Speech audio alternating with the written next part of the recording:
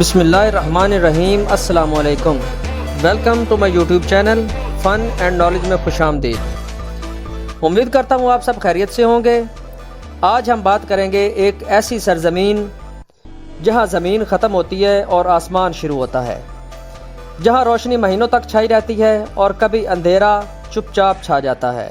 یہ ہے ناروے، دنیا کا آخری کنارہ۔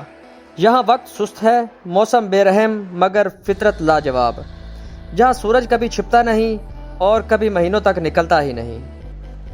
ناروے زمین کا آخری سرا اور سکون کا پہلا دروازہ، جہاں برف پوش پہاڑ، نیلگوں جھیلیں، شمالی روشنیوں کا رقص اور وائکنگز کی گونج آج بھی سنائی دیتی ہے۔ آج ہم آپ کو لے کر چلیں گے ناروے کے ایک تاریخی اور معلوماتی سفر پر۔ ناروے شمالی یورپ کا ایک ملک ہے جو اسکینڈینیوین خطے میں واقع ہے۔ اس کے مشرق میں سویڈن، شمال مشرق میں فن لینڈ اور روس، جبکہ مغرب اور جنوب میں بحیرہ شمالی اور بحیرہ ناروے شامل ہے۔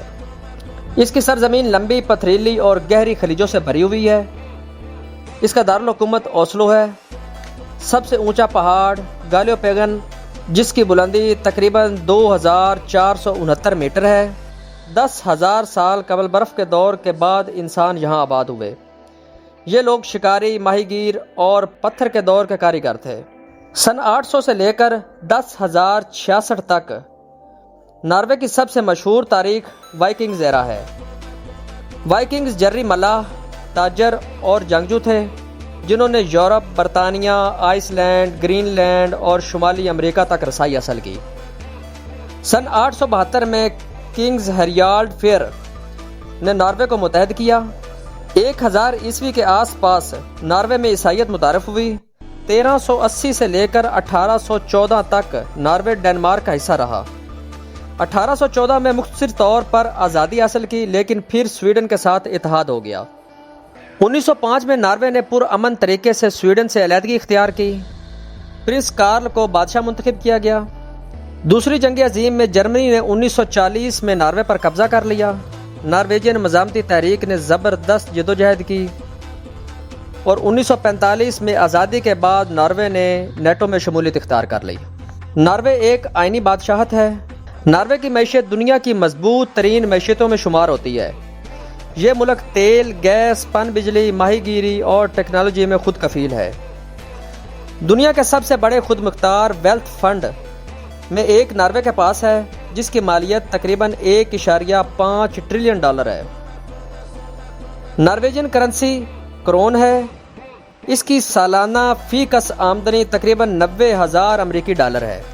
ناروے کا تعلیمی نظام بالکل مفت ہے، یہاں تک کہ غیر ملکی طلباء کے لیے بھی صحت کی سہولیات عوامی سطح پر مفت فراہم کی جاتی ہیں۔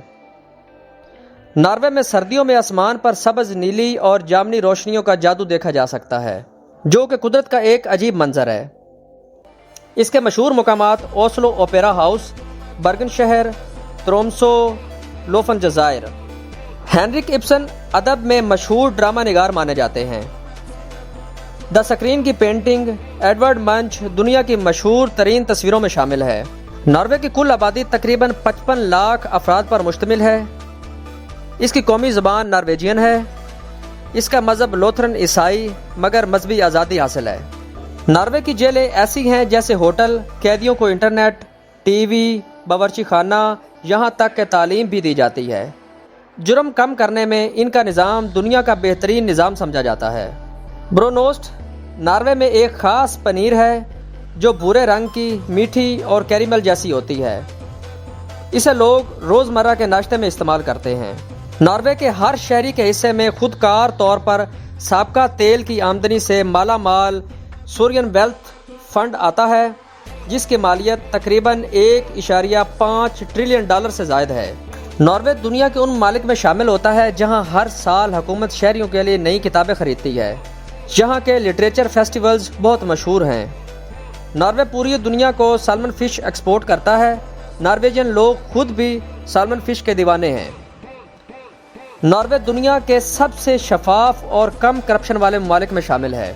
ناروے کی فوج نے ایک پینگوئن کو باقاعدہ نائٹ یعنی سر کا خطاب دیا ہے۔ یہ پینگوئن اوسلو کے ایک زو میں ہے اور فوج کا اعزازی ممبر ہے۔ ناروے میں گاڑی چلاتے وقت खबरदार रहना पड़ता है क्योंकि सड़कों पर अक्सर बर्फानी रीछ, हिरन और लोमड़ियाँ आ जाते हैं। यहाँ हर साल बर्फ से बना हुआ होटल बनाया जाता है जो मुकम्मल तौर पर आइस का होता है। बिस्तर, मेज़, हत्ता के कप भी बर्फ़ के होते हैं। नॉर्वे में स्वालबार्ड में दुनिया का सबसे शुमाली पोस्ट ऑफिस वाक़या है। नॉर्वे के कुछ दही इलाकों में घरों की छतों पर घास उगाई जाती है ताकि हरारत कायम रहे और माहौल दोस्त रहे।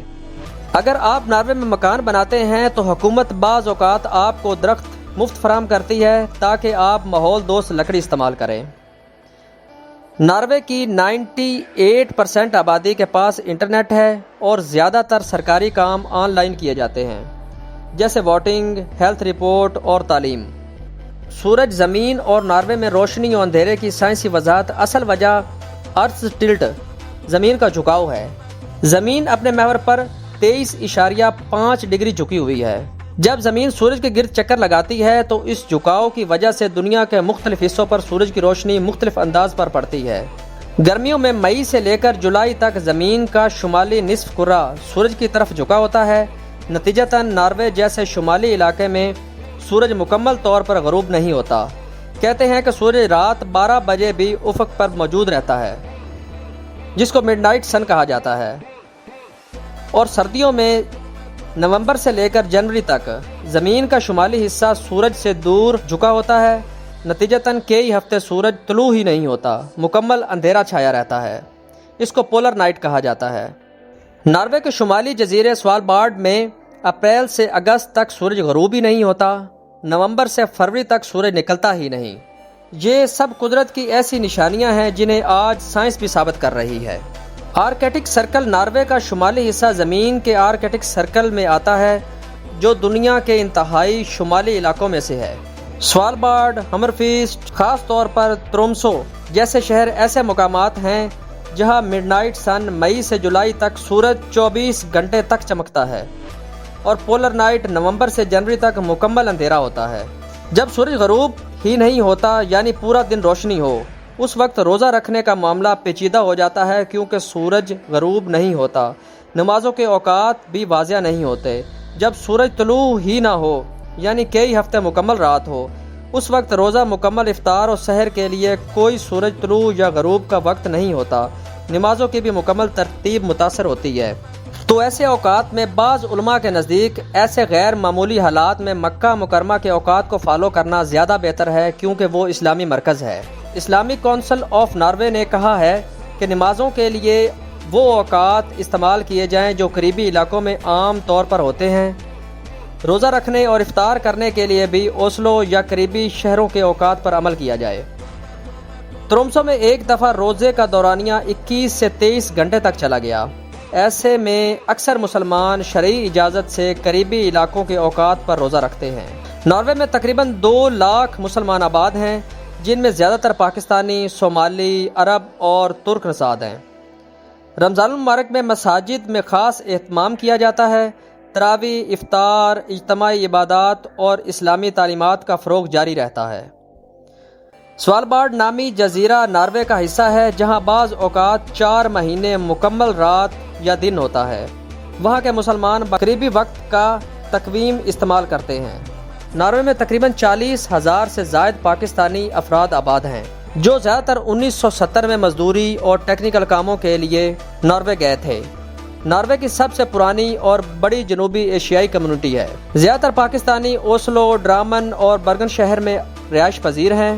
पहले मजदूरी और टेक्निकल काम करते थे, अब डॉक्टर्स, इंजीनियर्स, वकला, उसाज़ा और अपने restaurants, taxi services, construction business.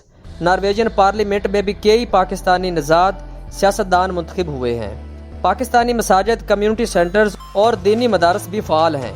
Norway में तकरीबन 25,000 से ज़ायद भारतीय लोग आबाद हैं। ज़्यादातर भारतीय IT और सॉफ्टवेयर डेवलपमेंट, तिबी शोबा, डॉक्टर्स, नर्सेज, रिसर्च और यूनिवर्सिटी लेवल तालीम, रेस्टोरेंट्स और एवरेज शॉप्स भी चलाते हैं। हिंदू मंदिर और कल्चरल सोसाइटीज़ भी मौजूद हैं। ओस्लो गार्डरमून एयरपोर्ट नॉर्वे का अहम एयरपोर्ट है। नॉर्वे के सबसे बड़ा और मरकज़ी बैनुल-अक़वामी एयरपोर्ट है। ओस्लो शहर से तकरीबन 35 किलोमीटर शुमाल में वाक़या है। दुनिया के कई बड़े शहरों Dubai, London, New York, Istanbul, Doha سے براہ راست فلائٹس آتی ہیں۔ ناروے کی مشہور airline Norwegian Air Shuttle ہے۔ ناروے کی سب سے بڑی لو کاسٹ ایئر لائن ہے، پورے یورپ اور امریکہ میں پروازیں فراہم کرتی ہے۔ سستی قیمت، جدید طیارے اور آن لائن سسٹمز کی وجہ سے یہ مقبول ہے۔ پاکستان سے ناروے کے لیے براہ راست پرواز نہیں ہے، مگر دبئی، دوحہ یا استنبول کے ذریعے آسان کنیکشن ملتا ہے۔ دنیا کا آخری کنارہ اور اللہ کی قدرت۔ یہ وہ سرزمین ہے جہاں انسان کا راستہ ختم اور قدرت کا آغاز ہوتا ہے، جہاں زمین خاموش ہے مگر اللہ کی قدرت بول رہی ہے۔ یہ ہے ناروے، دنیا کا آخری کنارہ، جہاں برف میں دبی ہوئی وادیاں، چمکتے پانیوں اور نہ چھپنے والے سورج میں اللہ کی عظمت کی جھلک نمایاں ہے، جہاں سورج مہینوں تک نہیں نکلتا مگر روشنی دلوں میں اترتی ہے۔ یہ سب صرف رب کی قدرت ہے جس نے روشنی کو بھی وقت کا پابند نہیں بنایا۔ ناروے کی خاموش فضا، برف سے ڈھکی پہاڑیاں اور راتوں میں چمکتی لائٹس، یہ سب اللہ کی تخلیق کا جیتا جاگتا نمونہ ہے۔ دنیا کے آخری کنارے پر کھڑے ہو کر جب انسان چاروں طرف برف، روشنی اور سکون دیکھتا ہے تو دل پکار اٹھتا ہے، فَبِأَيِّ آلَاءِ رَبِّكُمَا تُكَذِّبَانِ۔ پس تم اپنے پروردگار کی کون کون سی نعمت کو جھٹلاؤ گے؟ یہ دنیا کی انتہا ہے مگر اللہ کی قدرت کی بس ایک ابتدائی جھلک ہے۔ اسی کے ساتھ اپنی ویڈیو کا اختتام کرتے ہیں۔ اپنی دعاؤں میں یاد رکھیے گا۔ امید کرتا ہوں آپ کو ویڈیو پسند آئی ہوگی۔ ویڈیو کو لائک، سبسکرائب اور شیئر کرنا نہ بھولیں۔ اجازت دیجیے، اللہ حافظ۔